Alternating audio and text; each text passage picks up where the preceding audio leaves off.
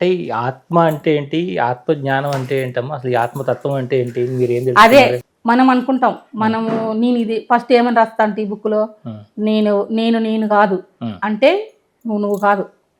నువ్వు కాదని తెలుసుకుంటేనే ఆత్మజ్ఞానం కలుగుతుంది. హ్మ్. నేను దేవి అంటే కాదు. నువ్వు దేవి కాదు. కానీ అట్లుంటావు. హ్మ్. ఇప్పుడు ప్రపంచంలో ఉన్నప్పుడు దేవిలాగే ఉంటావు. హ్మ్. కానీ నువ్వు దేవి కాదని తెలుసుకోవడమే ఆత్మజ్ఞానం మొదలవుతుంది. హ్మ్. అక్కడి నుంచి ప్రారంభం అక్కడి నుంచి ప్రారంభమైంది. హ్మ్. అప్పుడు నీలోకి నువ్వు చూసుకోవడం అంటే హ్మ్. కొన్ని చెప్తారు. హ్మ్. గురువులు అయితే చెప్తారు. నాకైతే అమ్మవారు చేపించింది. హ్మ్. అప్పుడు ఎలాగా? అంతర్ముఖం ఎట్లా కావాలనేది ఆ! ఆమె కొన్ని చేపించింది స్వయంగా. అమ్మ. ఇట్లా చేయాలా అట్లా చేయాలని హ్మ్. దీపం పెట్టి చూపించడం, దీపం వెనకాల చూడడం, హ్మ్. అవన్నీ రహస్యాలు ఉంటాయి. హ్మ్. ఆ ముద్ర పెట్టి కూర్చోవడం, హ్మ్. ఫస్ట్ సూర్యుని ఆరాధించాల. హ్మ్. సూర్యుని ఆరాధించాలి. ఫస్ట్ హ్మ్. సూర్యుని ఆరాధించాల. సూర్యుని ఆరాధించిన తర్వాత గురుసేవ చేయాల. హ్మ్. ఫస్ట్ ఫస్ట్ మౌనవ్రతం చేపించింది కొన్ని రోజులు. కొన్ని రోజులు గురువులందరూ పిలిపించి వాళ్ళకందరికీ మరి సేవలు చేపించింది. హ్మ్. అవి లైన్గా చేపించుకుంటా వచ్చింది. హ్మ్. కొన్ని రహస్యాలు ఉంటాయి. అత్యంత రహస్యాలు కూడా ఉంటాయి. అమ్మ. అవి నాకు స్వతహాగా చేపించింది. హ్మ్. అవి నేను ఎవరైనా అడిగితే చెప్తా. హ్మ్. అది మనం మామూలుగా డైరెక్ట్ దీపం పెట్టుకుంటాము. అమ్మ. ఇట్లా చూస్తాం. హ్మ్. కానీ అట్లా చూడకూడదు. చూడకూడదు. పట వెనకాల అద్దం ఉంటుంది. ఆ! ఆ అద్దంలో నీ దీపం కనపడుతుంది. హ్మ్. నీ లోపలికి నువ్వు చూడు. హ్మ్. ఇట్లా చూడొద్దు. ముందర చూసేముంది, ముందు చూడొద్దు. వెనుక చూడు. వెనక్కి చూడు. అట్లా చూసే విధానం కూడా ఆ! ఉంది. హ్మ్. మళ్ళీ ఇంకోటి చెప్తుంది. హ్మ్. మొత్తానికి నేను లాగేస్తుంది. హ్మ్. అది నీలో ఉండిందనుకో, ఆత్మ అంటే పరమాత్మను కలుసుకోవడమే. హ్మ్. మనం దేవుడు అంటే ఎవరో కాదు, నీ ఆత్మనే నీ దేవుడు. హ్మ్. మళ్ళా మాట్లాడితే నువ్వే దేవుడు. హ్మ్. జీవుడే దేవుడు అని అంటారే, అవును. మళ్ళీ జీవుడు దేవుడు అవును. అది తెలుసుకునేకే ఇదంతా. కానీ జీవుడు దేవుడిగా ఎలా మారాలి? అదే హ్మ్. సాధన చేస్తున్నారు. హ్మ్. కొందరికి సాధన చేస్తున్నారు. సాధన వల్లనే వస్తుంది కదా. ఆ! ఇప్పుడు 40 రోజులకు రాయి రత్నం అవుతుంది అంటే ఫస్ట్ రోజు రాదు, సెకండ్ రోజు రాదు, 5 రోజులకు రాదు, 10 రోజులకు రాదు. 40 రోజులు నువ్వు కదలకుండా ఉదాహరణ మీద కూర్చుంటే ఆ! శ్వాస మీద పట్టయితే వస్తుందిగా. అవును. ఓ మంత్రజపం చేస్తే లోపలంతా తిప్పుతుంది. హ్మ్. చేసిన వాళ్ళకి తెలుస్తుంది. ఆ! రౌండ్ అప్ చేసేస్తుంది. అవునమ్మా. అది శక్తేగా. అవునమ్మా. హ్మ్. ఇప్పుడు ముద్రలు మారుతాయి, నీ నడక మారుతుంది, నీ నడవడిక మారుతుంది, నీ మాట మారుతుంది, ఆ! టోటల్గా మారుతావు. మారిపోతుంది. మార్పు వస్తుంది. హ్మ్. ఈ జన్మలో ఇంత కొందరు పుణ్యాత్మలకు ఒక జన్మలోనే వస్తుంది. అవును. ఎక్కడి నుంచో వాళ్ళు చేసుకొని వస్తారు. వస్తారు. నువ్వు మాత్రం నీకు ఫస్ట్ స్టార్టింగ్ ఉన్నప్పుడు కొంచెం కష్టం ఉంటుంది. అవును. లేదని చెప్పను. వెంటనే వస్తుంది అంటే అది భ్రమ. ఆ! నీకు వెంటనే అయిపోతుంది. నేను ఈ మంత్రం ఇచ్చేసినానంటే అది భ్రమ. హ్మ్. నీ పుణ్యాలు బట్టి ఉంటుంది. అవునమ్మా. నీ గత జన్మ పరంపర, నీ తల్లిదండ్రి పుణ్యము, హ్మ్. అవన్నీ ఉంటాయి. ఉంటాయి. నీవేం చేసుకొని వచ్చినావు, హ్మ్. నీ అవన్నీ వాళ్ళకి తెలుస్తాయి. అవును. నాకు నేనుగా తెలుసుకున్నా. హ్మ్. నాకేం గురువు లేరు. ఆ! అమ్మనే గురువు అనుకోవాలా. అంతే కదమ్మా. ఆ అమ్మ పరమేశ్వరినే గురువు. గురువు. ఇప్పుడు చాలా మంది నమ్మకపోవచ్చు. ఇట్లాంటి ఈ ఏట్లో ఏముంది, మీ ఏలే కనపడుతుంది. హ్మ్. నాకు ఇట్లా గీసినట్లు గురువు కనపడతాడు. హ్మ్. అది సత్యము. ఆ! దర్శించిన వాళ్ళకి తెలుస్తుంది. తెలుస్తది. ఇట్లా చూసుకుంటే కన్ను కనపడుతుంది ఏళ్ళలో. ఆ! ఈడ హ్మ్. ఇట్లా చూసి కన్ను కనపడుతుంది. హ్మ్. ఇట్లా చూసి అమ్మవారు వస్తారు. ఇట్లా చూసి అమ్మవారు ఎట్లా చూపి అంటే హ్మ్. నీ ఆత్మ చిత్తిమ చేసుకొని హ్మ్.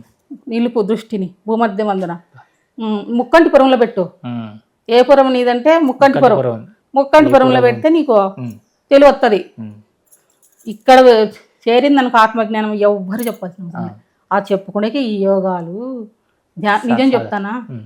సత్సంగాలు మంచివి, గురువులు మంచివి. డైరెక్ట్గా చెప్పేదానికి బుక్కులలో ఇట్లా చూసి నేర్చుకునేదానికి లైవ్లో కానే కాదు. కాదు. అవును. ఆత్మవిద్య అనేది లైవ్లో చెప్పేదే కాదు. ఆ! ఎవరో చెప్తున్నారు కానీ నేను వాళ్ళని ఏమనను. హ్మ్. అది వాళ్ళను రాబట్టుకోవచ్చు ఫస్ట్. హ్మ్. తర్వాత రహస్యాలు చెప్పాలంటే డైరెక్ట్గానే చెప్తాను. అవును. ఆమె ఎలా అమ్మా మరి మీకు గురువు లేకుండా సాక్షాత్తు శివుడే వచ్చి మీకు హ్మ్. శివుడే కదా ఆయన. హ్మ్. సాక్షాత్ శివుడే. హ్మ్. శివలింగం దర్శనం అయింది కదా. ఆ! అమ్మవారు అయ్యవారు ఇద్దరు కనపడతారు. ఆ! నీకు ఎట్లా కనపడతారు అంటే నాకు అట్లా ఉంది, హ్మ్. నేను దర్శించుకున్నాను. దర్శించి నీకు చెప్తా. హ్మ్. మంత్రం చెప్పమంటే చెప్తా, హ్మ్. అంతరం చెప్పమంటే చెప్తా, హ్మ్. శక్తికి రేకులు రాయమంటే రాస్తా. ఎన్నో వస్తాయి. హ్మ్. నీకు ఆ శక్తి కలుగుతుంది. శివుడు ఏమన్నా సెపరేట్‌గా బీజాక్షరాలు గాని ఏమన్నా ఇవ్వడం జరిగిందా? దండికి ఇచ్చినారు. ఒకటి కాదు కదా. ఆ! నా బుక్ నిండా అవే ఉండే. ఆ! ఒకటి కాదే, హ్మ్. ఎన్నో చెప్తుంది. సంపుటీకరణ. సంపుటీకరణ. ఓ ఈ పదాలన్నీ ఎలా తెలిసి సంపుటీకరణ అని ఇదని అదని? అయ్యో నా నోట్లు దండిగా వస్తాయి. ఆ! నేనైతే కదా. హ్మ్. ఇప్పుడు ఒక గురువు ఉన్నాడు. హ్మ్. ఆయన ఎవరు, ఆయన మంత్రం ఏంది, హ్మ్. ఆయన శక్తి ఏంది హ్మ్. అని నా నోట్స్లో నేను మెన్షన్ చేస్తే 2 రోజులు తెలుస్తుంది. హ్మ్. ఆయన మంత్రం ఏంది, ఆ! ఆయన మూలం ఏంది హ్మ్. నాకు వస్తుంది. ఆ! మీరు రాసుకుని ఒకసారి పెట్టుకుని అలా వదిలేస్తే చాలు మీకు తెలిసిపోద్ది ఆయనకి. తెలుస్తుంది. 2 రోజులకైనా వచ్చేస్తుంది. హ్మ్. ఎక్కువ పెట్టాల్సిన అవసరం లే. ఆయన ఎవరు, ఆయన శక్తి ఏంది, ఆయన మంత్రజపం ఏంది, ఆయన కథ ఏంది, ఆయన ఎంతవరకు అనేది నాకు తెలుస్తుంది. అవన్నీ నేను చెప్తే ఎక్కువ చెప్పి అనుకుంటారు. కానీ ఒకసారి చూసుకున్నాను రచనలు అన్నీ అవే ఉండే. ఎవరు అని రత్త మళ్ళీ ఏ ఊరు అని రత్తది, నీదే ఊరు, నువ్వు ఎక్కడి నుంచి వచ్చినావని. ఎవరు అంటది, ఇప్పుడు మళ్ళీ దాన్ని తిరిగత్తది. ఏ ఊరు అని రత్తది, ఏ ఊరు, నీ ఊరు తెలుసుకో, నీది ముక్కంటిపురమా, వైకుంఠమా, కైలాసమా, ఇట్లా చెప్తుంది. ముక్కంటిపురం అన్నా కూడా ఇదే. ఒక గురువు వచ్చినాడు, ఆయన ఒకటి అనిపోయినాడు. ఒకటి బురకటి.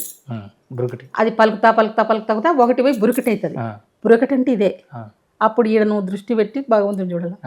వెలుగు వస్తుంది రకరకాల, ఫస్ట్ వెలుగు వస్తుంది రకరకాల. వెలుగు రావాలంటే సూర్యుని చూడాలి. సూర్యుని చూసిన తర్వాత నువ్వు మళ్ళీ లైట్ నుంచి కూడా వెలుగు తీసుకో. ఇట్లా చూసి ఇట్లా వచ్చేస్తుంది. అప్పుడు జ్వరం వస్తుంది, తలకాయ వస్తుంది, అన్నీ ఉంటాయి. ఎప్పుడు జ్వరం వస్తుంది. వాటర్ ఎన్ని తాగుతాం లెక్కేలేదు, ఇంకిపోతాయి. అవన్నీ ఉంటాయి సార్, ఇంకేం కాదు. ఇట్లా వచ్చేస్తుంది నీకు విద్య అంటే అది కానే కాదు.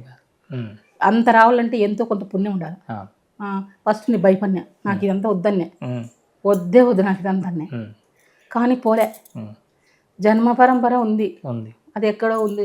ఆ వాసనలు నీకు ఉండాయి తల్లి, నువ్వు పొమ్మనే పోలేదు అని అన్నాడు ఆయన. ఎవరు పేరు చెప్పలేము, వాళ్ళు చెప్పు అంటే చెప్తాం. ఆయన కియా దగ్గర ఉంటాడు ఆ గురువు. ఆయన కూడా 40 ఏళ్ళ శక్తి సంపన్నుడు. ఆయన ఎట్లా సంపన్నుడు కనుక్కుంటా.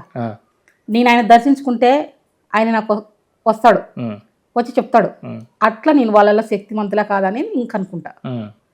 వాళ్ళు వచ్చి నాకు ఏదైనా చెప్పినారంటే సమాధానము వాళ్ళలో శక్తివంతం ఏం లెక్క. లేకపోతే సాధారణ కింద ఉంటే వాళ్ళలో శక్తి లేదన్నట్లు. అప్పుడే ఆ తేజస్సు వాళ్ళది తెలుస్తుంది మాకు. అంటే ఎక్కడ హిమాలయాల్లోకి వెళ్ళారా? ఆయన అక్కడెక్కడ చేసినాడు అప్పుడు తపస్సు. ఇప్పుడు బెంగళూరులో ఉంటాడు. బెంగళూరులో అప్పుడప్పుడు వచ్చిపోతుంటాడు. అమ్మవారికి గుడి పెట్టినాడు, వచ్చిపోతుంటాడు. ఆయన చూసి మీకు చెప్పారు? చెప్పినాడు, ఆయనే చెప్పినాడు. ఈ అమ్మాయికి మంచిగా ఉంది, ఇట్లా వచ్చింది, భయపడాల్సిన అవసరం లేదు, ధ్యానం చేయమ్మా, అన్ని తెలియబడతాయి. మిమ్మల్ని మరి ఇలా వస్తున్నాడు, మిమ్మల్ని మాంత్రికుల దగ్గర తీసుకెళ్ళలేదు ఎవరు? అది మాయాలు తీసుకున్నారు కదా.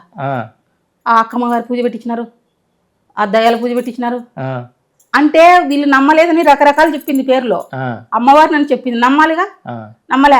మా అమ్మ నాయన పేరు చెప్పేది, మా పెద్దమ్మ పేరు చెప్పేది, మా ఊళ్ళో పేరు చెప్పేది, అట్లా తిప్పించింది. అంటే బాగా తిప్పలు పెట్టింది.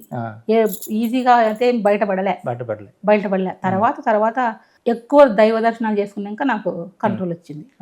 క్షేత్రాలు, పుణ్యక్షేత్రాలు పోతే అక్కడ శక్తి నిక్షితమైనది. అది నాకు ప్రవేశం అయ్యి అట్లా కంట్రోల్ అయింది. తర్వాత నేను ఇట్లా కంట్రోల్ కాను కానీ ఇది బీజాక్షరాలు రాసి కొట్టించుకొని వేసుకొనింది. బేడి అనింది. నాకు బేడి అంటే కూడా తెలియదు అప్పుడు. బేడి అంటే ఇదేనని తెలుసుకున్నా. మళ్ళీ రుద్రాక్షలు వేయాలనింది. రుద్రాక్ష నేను ఇప్పుడు వేసుకోనని. రుద్రాక్షకి నియమాలు ఉన్నాయి. అంటే ఫస్ట్ మేము చికెన్ మటన్ అట్లా తింటాను, ఇప్పుడు లేదు, ఇసిపెట్టేసిన. నేను మా ఆయన తినాం, పిల్లలు ఒకటి తింటారు అంతే, నేనైతే తినను. నాకు వాంతికి వస్తుంది. ఆ వాసన అంటే వాంతికి వస్తుంది. మార్చేస్తారు వాళ్ళు, వాళ్ళకు అనుకూలంగా తయారు చేస్తారు.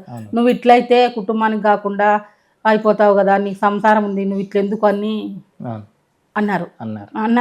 మా వాళ్ళు అన్నారు. ఫస్ట్ ఈయన కూడా ఏంది ఇట్లా ఉండవు అని భయపడినాడు. తర్వాత అందరూ చెప్పంగా ఆయమ్మ మంచి స్థితిలో ఉంది, నువ్వు ఎంకరేజ్ చేయనైనా, ఎంతవరకు పోతే అంతవరకు పోనీలని చెప్పినారు. ఆ సాధన చేసుకుని ఏమనద్దు అన్నారు. ఇప్పుడు అయిపోయి చేస్తాడు.